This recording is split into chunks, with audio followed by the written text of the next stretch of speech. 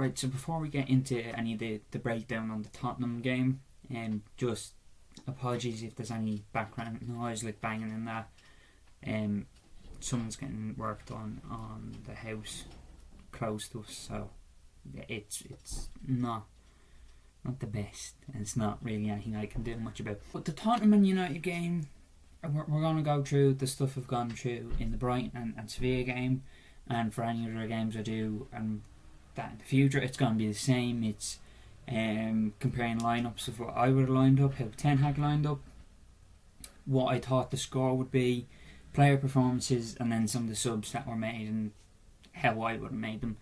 So going into this game, I didn't know how Ten Hag would line up.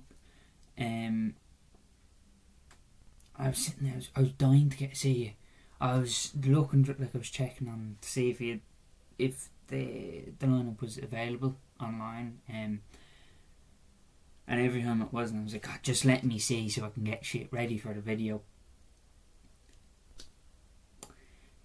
But you know, it was like 30 minutes or something before the game kicked off. I got to see what lineup they were going with. So as it's been in the past couple of videos, Ten Hag's lineup is going to be here, mine's going to be here. Just compare the both, you know. I genuinely wasn't sure whether he'd play Bruno or not. He ended up playing Bruno, which was weird. I know people are going to say it was just an ankle injury or like a swollen ankle, but with the FA Cup coming up soon enough and other games coming up, I thought he would have rested Bruno until the ankle was fully better, but clearly not. So there's the lineups in comparison. I thought the score in the end of the game would have been 1-0 to United. You know, Tottenham got absolutely smashed by Newcastle 6-1.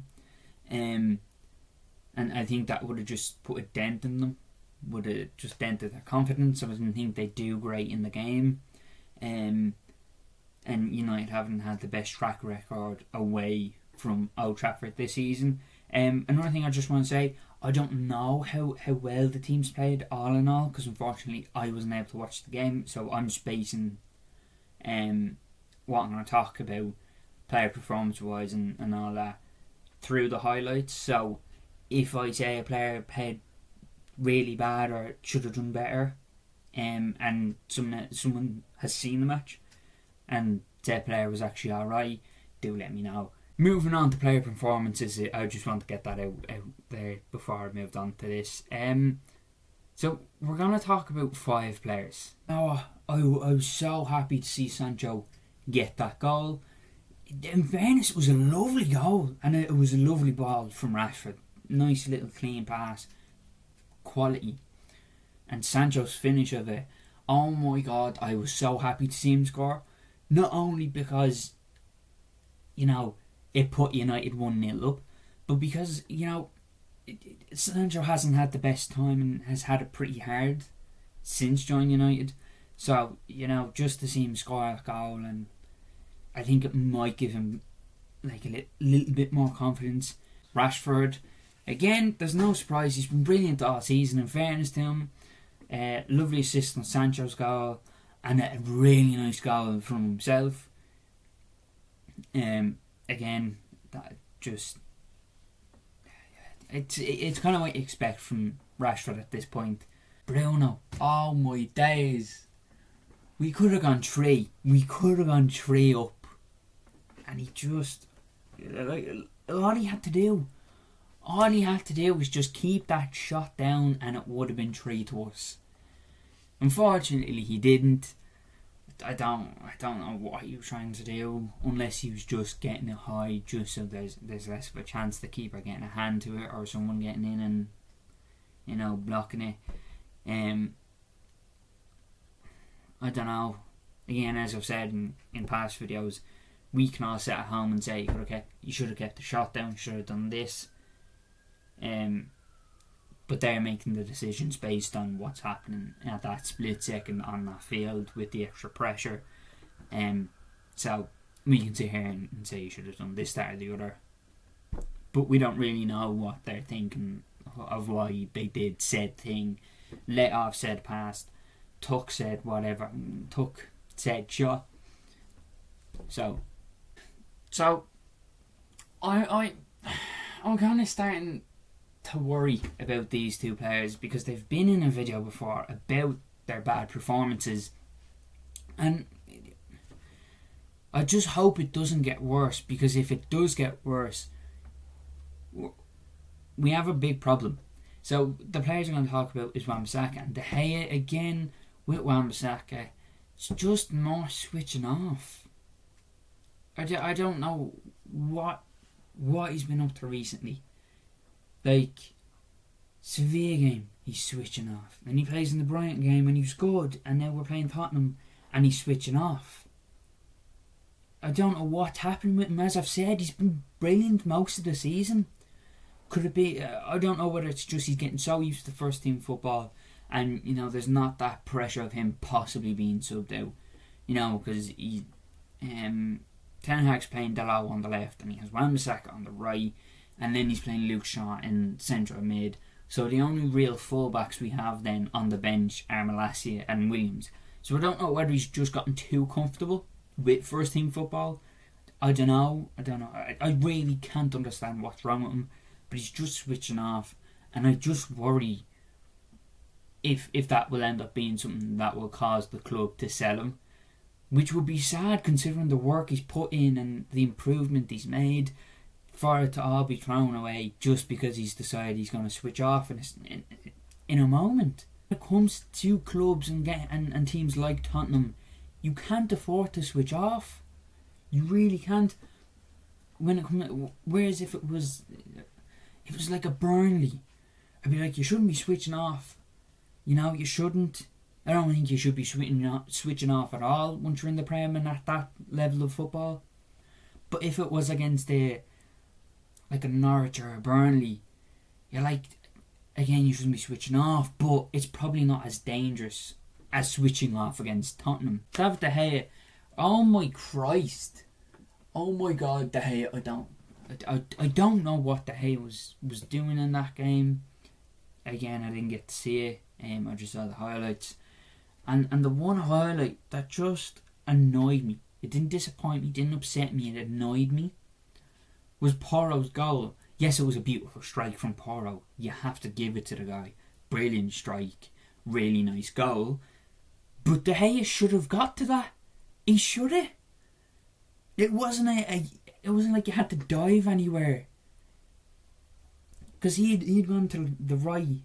No, it was the left. He'd gone to the left already because someone else took a shot.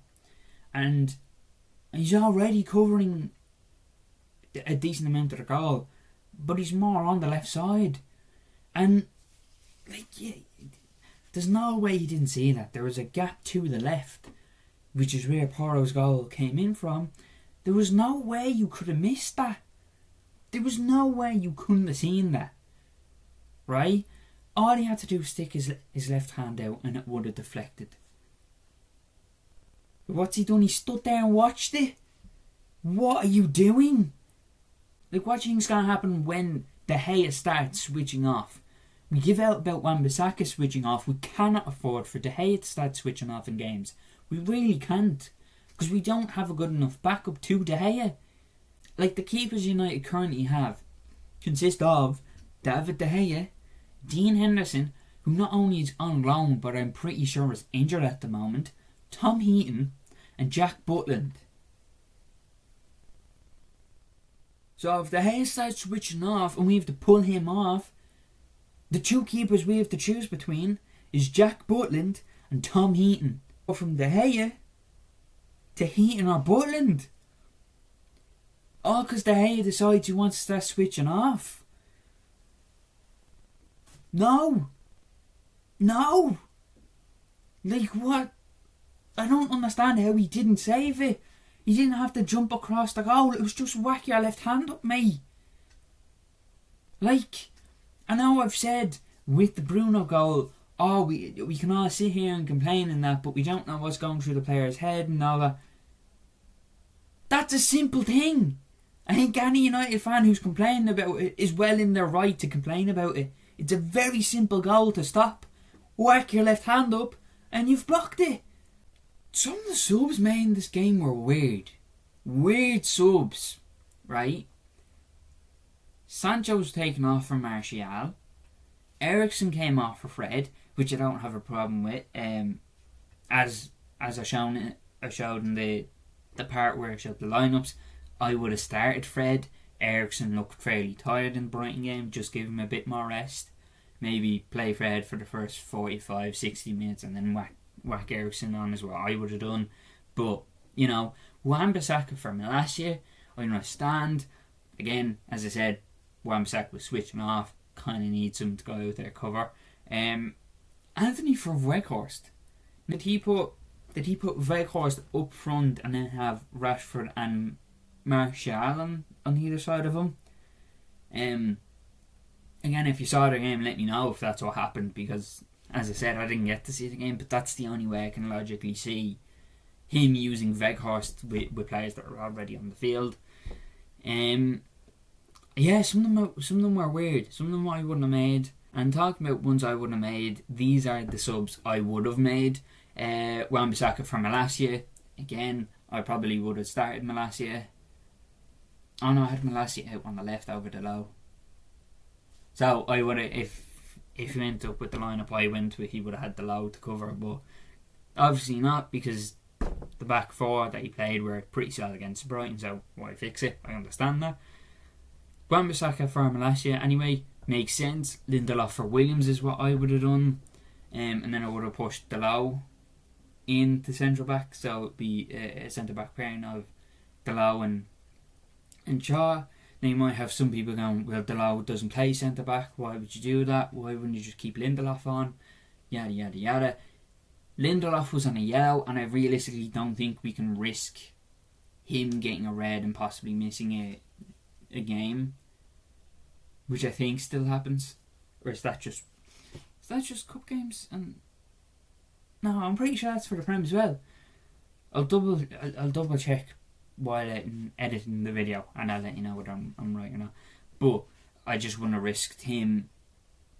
I wouldn't have risked Lindelof possibly getting a red, as well as the fact if you put Williams on and you push the low in, it's then two centre backs. You don't have to be so aware of their tackles because they're not on yellows. That was my thinking on it. Anthony for Martial is what I would have done, and I would have put Rashford then onto the left, so Martial could stick up front. Sancho I would have whacked in. No, I wouldn't have whacked Sancho in because he started. I would have put Pelestri in instead of Sancho, just a sub, just fresh legs. As I've said multiple times at this point, I think Pelestri is one of our better young players, and I just like the guy. So I would have put him in as a sub. So that's been my kind of view on what happened in the Tottenham game, based on highlights that I watched. So that's really it. I don't want to bang on too long or waffle. So that's the end of this one, and I'll talk to you in the next one.